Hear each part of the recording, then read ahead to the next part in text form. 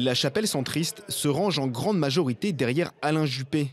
600 élus appellent à soutenir l'ancien Premier ministre à la primaire de la droite et du centre. TVA sociale, code de la laïcité ou défense de l'état de droit, des propositions que le maire de Bordeaux et les élus centristes partagent. L'objectif est clair, rassembler plus largement à droite et au centre, mais aussi porter une vision commune de la France. Et je pense qu'il faudra tirer les leçons du passé et que notre pays essaye de se réformer, de retrouver du souffle, mais plutôt dans l'unité que dans un combat interne qui opposerait les Français les uns aux autres. Alain Juppé, il porte un diagnostic juste, qui est partagé. Voilà, maintenant il faut retrousser ses manches.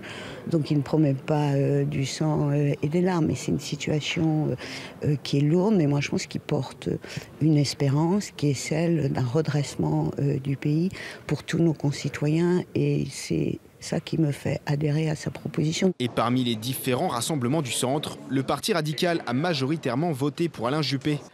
Un choix d'opinion, mais aussi un choix stratégique. Si on reste sur les anciennes alliances autour du PS, autour de LR, il y a un grand risque que demain, il n'y ait pas de majorité nette à l'Assemblée nationale.